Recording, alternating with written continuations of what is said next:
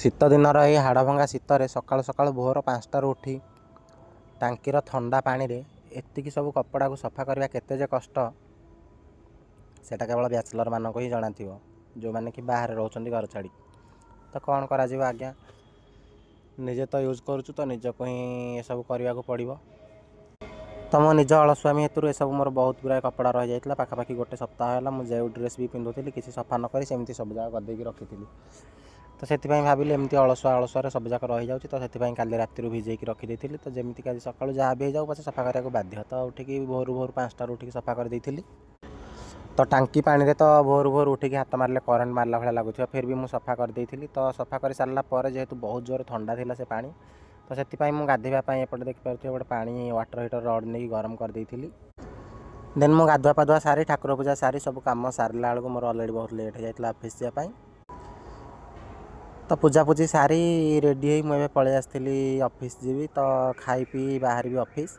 ଦେଖିପାରୁଥିବେ ଏଇଠି ମୋର ଆଇଟମ୍ ବନେଇଛି ଭାତ, ଏଇଟା ହେଉଛି ହରଡ଼ ଡାଲି ପ୍ଲେନ୍ ଡାଲି, ତ ଏଇଠି ଗାଜର ଗ୍ରୀନ୍ ମଟର ଆଉ ଆଳୁ ଭଜା। ତ ମୋତେ ଭଜାଟା ମୁଁ କାଲି କରିଥିଲି, ବହୁତ ଟେଷ୍ଟି ଲାଗିଲା, ସେଥିପାଇଁ ଆଜି ବି କରିଥିଲି। ଆଉ ଡାଲି ତ ମୋର ଅଲ୍ ଟାଇମ୍ ଫେଭରେଟ୍। ତ ହରଡ଼ ଡାଲିର ପ୍ଲେନ୍ ଡାଲିଟା ହେଉଛି ମୋର ସବୁଠୁ ଫେଭରେଟ୍। ତ ମୋଟାମୋଟି ଭାବରେ ଦେଖିବାକୁ ଗଲେ ଦୁଇଟା ଯାକର ମୋର ଫେଭରେଟ୍ ଆଇଟମ୍ ହିଁ ଆଜି ହେଇଥିଲା, ମୁଁ ନିଜେ ହିଁ ବନେଇଥିଲି। ତ ଖାଇ ପିଇ ପୁରା ଅଫିସ୍ ଯିବା ପାଇଁ ମୁଁ ଏବେ ରେଡ଼ି। ତ ଅଫିସ୍କୁ ବାହାରିଲି, ଟାଇମ୍ ପାଖାପାଖି 10ଟା 15 20 ପାଖାପାଖି ଟାଇମ୍ ହେଇଗଲାଣି। ଯେହେତୁ ମୁଁ ସବୁଦିନ ଲେଟ୍ରେ ବାହାରେ, ତ ମୋତେ ସବୁ ରୁମ୍ ହେରିକା ଲକ୍ କରିକି ଲାଇଟ୍ ଫ୍ୟାନ୍ ସବୁ ଅଫ୍ କରିକି ଯିବାକୁ ହିଁ ପଡ଼ିଥାଏ। ଫ୍ୟାନ୍ ତ ଏବେ ଶୀତ ଦିନରେ ଲଗା ହେଉନି, ଲାଇଟ୍ ଫାଇଟ୍ ସବୁ ଅଫ୍ କରି ରୁମ୍କୁ ଲକ୍ କରି ମୋତେ ଡ୍ୟୁଟି ଯିବାକୁ ପଡ଼ିଥାଏ। ତ ସବୁକିଛି କାମ ସାରି ମୁଁ ଏବେ ବାହାରିଲି ଅଫିସ୍କୁ। ଏଇଟା ହେଉଛି ଆମ ରୁମ୍ ବାହାରେ ଥିବା ରୋଡ଼ର ଲୋକେସନ୍। ତ ସାଇଟ୍ରେ ଦେଖିପାରୁଥିବେ ମୋ ରୁମ୍ଟା ବି ଦେଖାଯାଉଛି ବହୁତ ପାଖରେ। ତ ମୁଁ ଏବେ ଅଫିସ୍ ବାହାରିକି ପଳେଇ ଯାଇଥିଲି, ଯେହେତୁ ମୋର ଅଫିସ୍ରେ ଡ୍ୟୁଟି ଟାଇମ୍ରେ ଆଲାଉ ନାହିଁ। ତ କାମ ସବୁ ସାରି ମୁଁ ଏବେ ପଳେଇ ଆସିଲି ରୁମ୍କୁ। ତ ଆଜି ଟିକେ ବାହାର ଜଳଖିଆ କିଛି ଖାଇବାକୁ ଇଚ୍ଛା ଥିଲା, ତ ବରା ଚପ୍ ଦେଖିପାରୁଥିବେ ମୁଁ ନେଇକି ପଳେଇ ଆସିଥିଲି। ଆସିଲା ବେଳେ ବାଟରୁ ମାଉସୀଙ୍କ ଦୋକାନରୁ ବରା ଚପ୍।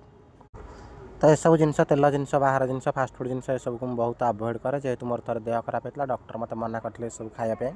ତ ମୁଁ ସବୁକୁ ବହୁତ ଦିନ ହେଲା ଆଭଏଡ଼୍ କରୁଛି। ତ ଆଜି ଯେହେତୁ ଟିକେ ମନ ହେଲା, ସେଥିପାଇଁ ଭାବିଲି ଟିକେ ନେଇକି ପଳେଇବି। ତା ଭିତରେ ମୋର ଜିମ୍ ଯିବା ପାଇଁ ଟାଇମ୍ ଅଲରେଡ଼ି ହେଇଯାଇଥିଲା, ତ ମୁଁ ସେଥିପାଇଁ ରେଡ଼ି ହେଇ ଜିମ୍କୁ ବାହାରି ପଡ଼ିଥିଲି। ତ ଜିମ୍ରେ ଆସିକି ପହଞ୍ଚିକି ଦେଖେ ତ ପୁରା ମୁଡ଼ ଅଫ୍ ହେଇଗଲା ମୋର ଦେଖିକି, କାହିଁକିନା ଜିମ୍ରେ ଆଜି କେହି ବି ନଥିଲେ।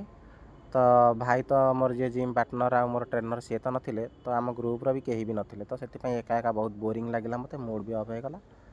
ଫିର୍ ବି ନାରାଜ ନ ହୋଇ ତଥାପି ଅଳ୍ପ ବହୁତ କିଛି ମାରି ମୁଁ ରୁମ୍କୁ ପଳେଇ ଆସିଥିଲି। ରହୁଛି, ନମସ୍କାର, ଦେଖା ହେବ ନେକ୍ସଟ।